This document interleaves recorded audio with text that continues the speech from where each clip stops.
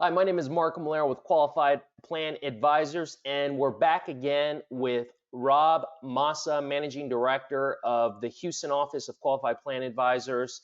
And we've talked a little bit in our last video, we talked a little bit about plan amendments. And one of the other questions that has come up during the COVID-19 environment, some of the challenges that plan sponsors have had was the match and making sure that they can continue to fund the match. So, Rob, thanks again for joining us today. Thanks for having me. Can you just briefly go over the different types of matches that are available for employers? Typically, there are three types of matches that you find that most plan documents have for employers. First would be, say, a discretionary match design, which is simply allows the employer the full discretion to decide what the allocation formula is going to be later. So if you look in your adoption agreement or your volume submitter document, it will say, yes, I have an employer match and the plan match formula is discretionary. And then usually what an employer does is decide and communicate what that is at a different time, and they have a lot of flexibility to alter and change that, often by corporate resolution. Next is what we call fixed match. Okay, a fixed match is a match that is actually set in stone in the plan document and is communicated as a result in the summary plan description as an actual numbered or formulaed match. So again, if you offer, say, a match of 50% up to someone's salary, up to 6% of pay, okay, that match will actually be disclosed and illustrated inside the plan document. It'll be very, very clear, and that's a fixed match, so it's set in stone. And then finally is the safe harbor match. Now, the safe harbor match, similar to a fixed match, is set in stone in the document, but safe harbor matches are the ones that also provide employers the ability to ultimately get a waiver of the annual ADP ACP non-discrimination tests. Usually you have to provide 100% vesting for that, and you have a notice requirement that you have to provide it to employees every year before the plan year starts. Those are the three basic types of match that are in discussion right now. All right, so we got discretionary, which, as the title says, it's discretionary. We have fixed, and sometimes I've heard that as a stated match. And then we have safe harbor, which is really a generous match to also help with from a testing standpoint.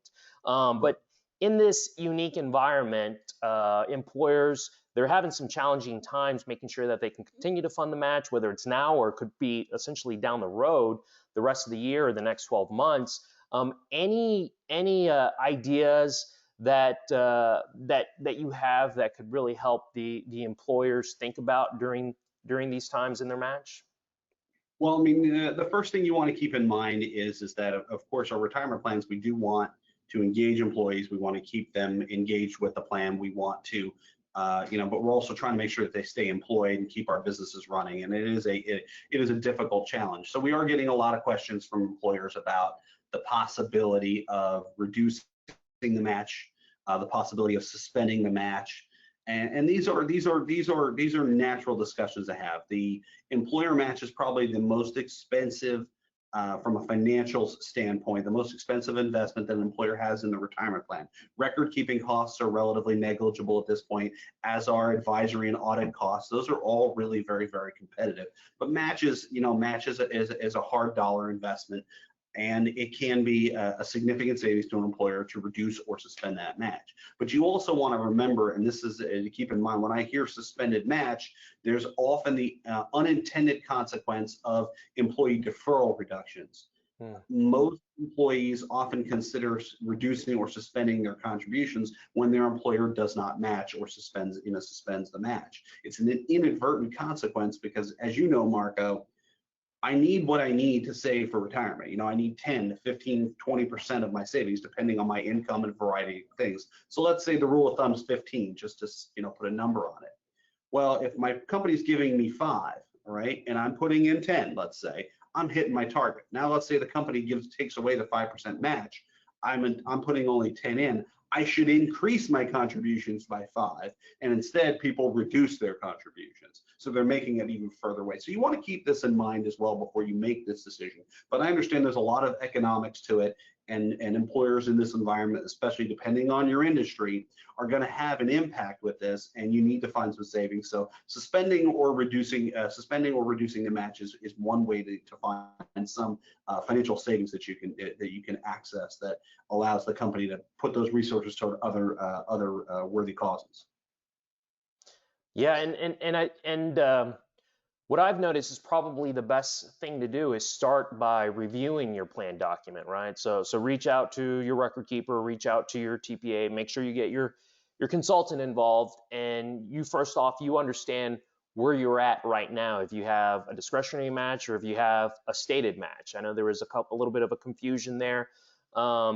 For some employers that I've talked to, they were unaware which one that they had. But you're right, it's a perfectly natural conversation to have, and make sure to talk through those different options between those three if you want to suspend it. Well, if I can add one thing too to your point, I absolutely talk to your consultants and your record keeper too, not only about what type of match you have, how it's structured, and how you would unwind that or suspend it or reduce it, but make sure you ask for some benchmarking too if they have anything recent. We don't necessarily know a lot about who's suspending their match, but remember, if you're in a particular industry, your competitor, those who compete with talent, if their match is here and you reduce your match down to here, you got to keep in mind that you're now less competitive, and that's something you have to at least think about. Odds are, don't get me wrong, that your competitors are having the same conversations as you do, or as you are about what the financials look like. But keep that in mind that it does represent a huge benefit cut, and it can have an impact, especially as things start to recover. If you're on the wrong side of that, employees will, are going to remember what benefit quality you have. So that's a very great point. Thank you for bringing that up. One question that we keep getting today is a safe harbor. If you have a safe harbor match, you're offering that. Can you amend your plan mid-year with a safe harbor match? Well, I mean, yes, you can do it, okay? You absolutely can amend a plan to change your safe harbor match. The problem is there are repercussions for doing it. Okay, so let's say for the sake of argument, your safe harbor match is 100% of everything deferred up to the first 6% of pay. So that's the safe harbor match you're using, and you decide you just want to reduce it. You want to keep it as a safe harbor level match. So we're going to reduce it to 100% up to 4%. Going to keep the vesting. We're just going to reduce the contribution. Yeah, you can reduce it, but by reducing it mid-year, you made a notice. Remember, before the year, you disclosed to your employees that you were going to make this match and what that level was going to be. That's an accrued benefit that they were promised. By you reneging on that promise and reversing that promise by reducing it, you lose the safe harbor for the year, okay? Which means your plan will be subject to discrimination testing, even though you're still making a contribution and you're still making it at a safe harbor level. So any change to that match is going to result in a loss of safe harbor status, at least for the current plan year. And you have to keep that in mind, which means you're going to do your ADP, ACP testing. And if your organization, started safe harbor matching because you were failing the discrimination test, there's a likelihood you may go back to failing again. Yeah, that's a great point. So you still have to go back to testing once you have that removed, but also make sure you talk to your record keeper, your TPA, to make sure those notices were sent out correctly. And then, yeah, of course, you want to make sure that, and I want to point that out. You brought a good point up. You want to make sure that the disclosure permits the option too. See, this is another problem. Your disclosures have to say that in there, what we call their language should say basically that there's a maybe notice in there. It should indicate to you that yes, when you sent out the disclosure back in 2019 to your employees for the 2010-2020 plan year, that it said, yes, we're going to provide this 100% up to 6% match that I mentioned, but that we reserve the right to change that match. If that language is not in the notice, then that is going to make it much harder for you to amend your safe harbor. Another thing to keep in mind is if you don't have that language, you do have another alternative. And that alternative is to determine whether or not you have an operating loss exception. So if your organization is operating at a loss, and you can document that, then yes, you would be available to reduce or change or suspend that safe harbor match. But you've got to have one of those two notices. If you don't have that language in the notice and you're not in an operating loss, then you would not be allowed to eliminate or suspend or reduce your safe harbor match. So there are conditions around it. But the straight answer is that someone asks, yeah, it can be done. And maybe a variation off of that question is, can it be done? But another question is, do you have to fund the safe harbor match on a per pay period basis, or is there a timing of when that has to be funded? Well, I mean, most people fund their match on a safe harbor on a pay period basis, and that's true. You probably could make some alteration to how the frequency of funding. There are, somewhat limitations on that. Don't get me wrong, but I mean, if you've been promising a pay period by pay period match, your document doesn't it says that you're going to do it on a pay period by pay period basis, you kind of have to stick to that, or you're going to have to amend your plan document. Now, there is, you do have some amendment flexibility in this in Safe Harbor, but it's a lot more limited than it is in a standard plan document. You want to keep that in mind. Changes that affect the compensation definition, changes that affect the formula, changes that affect the benefits that employees get, generally will cause the safe harbor to be disqualified for that year. So you really want to be very, very careful.